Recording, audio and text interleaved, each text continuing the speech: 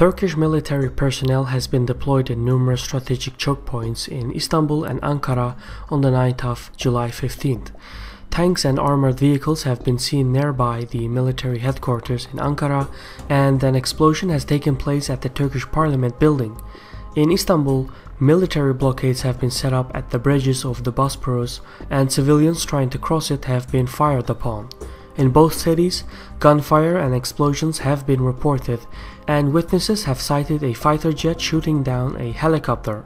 There are also reports of clashes between military units and police forces, and the coup leaders have imposed martial law. In defiance of this ongoing coup, Erdogan called upon citizens to come into the streets and protest.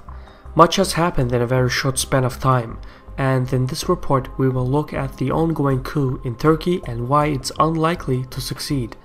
My name is Shirvan and welcome to Caspian Report. For more information on the channel, please visit our Facebook page at facebook.com/Caspian Report. The speed and tactic in which the military acted shows a high degree of organization, discipline, and efficiency. As soldiers were deployed in avenues and bridges, they severed roads and logistics. It caught everyone by surprise. Civilians were told to return to their homes as a curfew had been imposed, and following this, soldiers besieged the headquarters of the Justice and Development Party, or AKP for short, in Istanbul, and power was cut to several critical governmental agencies. Some media offices were taken over by the soldiers, such as the public broadcasting channel TRT. In essence, the coup had all the classic tactics of a conspiracy. However, the element of surprise depends on timing. Erdogan, who has been last sighted in Istanbul's Atatürk airport, has called for protests against the military takeover. The call is working. Civilians and police forces are taking back strategic checkpoints and public squares in Ankara and Istanbul. At the moment, this counter-coup is still ongoing and the outcome is uncertain.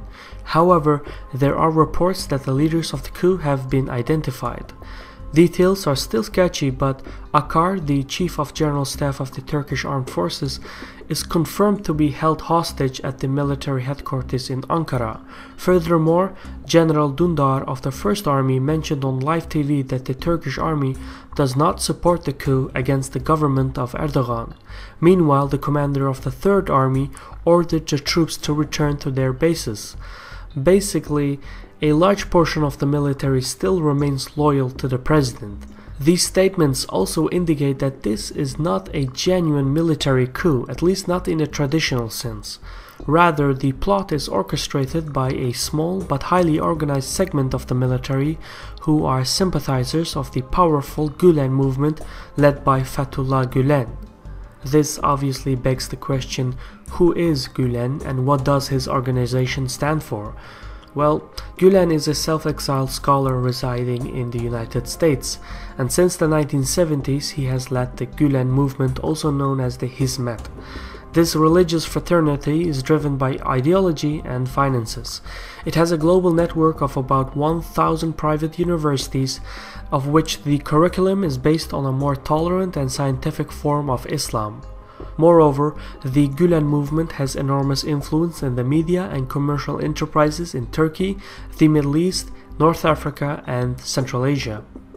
Gülen followers are mostly highly educated and well connected in the commercial, governmental, military, and judiciary systems throughout the region. Overall, the Hizmet and its schools are both praised as modernizers and criticized as heretics. At first, when Erdogan and the AKP came to power in 2002, he was allied with the Gülen movement. However, over the years, the political differences between Gülen and Erdogan grew and the two became opponents. Erdogan felt that the Gülen movement had become too powerful. Meanwhile, Gülen advocated against Turkish involvement in the Syrian civil war. Following this, the Gülen movement stimulated the 2013 corruption scandal in Turkey. Top AKP members and relatives of Erdogan were accused of embezzlement and illegal activities. Then, in 2014, Erdogan's administration hit back and targeted the sympathizers of the Gülen movement within the Turkish military, police, educational system, and media. Since the 2014 and 15 crackdown of Gülenists, the movement's influence has significantly decreased, but it has endured to this day. What exactly motivated the planners is unknown. It's most likely that they are sympathizers of the Gülen movement but acted on their own with the intention to subdue the AKP. However, bringing an end to the AKP by force will not work. In the last elections, nearly half of the votes went to the party. It's also noteworthy to mention that Turkey has a highly polarized society. Just as the AKP cannot rule on its own, so too the opposition cannot enforce rule on its own. At the moment, there are two things that are missing in this coup that could lead to its ultimate failure. First, amid the chaos, a large segment of the military still refuses to take part in the takeover, meaning the organizers do not have the numbers. Any successful coup needs unity of force. In Turkey, unity among the leadership of the military is absent. Second, Erdogan's successful call to protest against the military takeover shows that he has popular support on his side. If the coup leaders cannot convince the people for public support, then in the long run, the military plot cannot succeed. The situation is still unfolding as we speak, and the tide of events can quickly change. For now, the most likely outcome is that the counter-coup will restore the government. This was a Caspian Report by me, Shirvan. Special thanks to the following people on Patreon for all their support. And if you wish to support with the costs of the show, please visit our page at patreon.com/CaspianReport. Anyway, thank you for watching this and take care, Saul.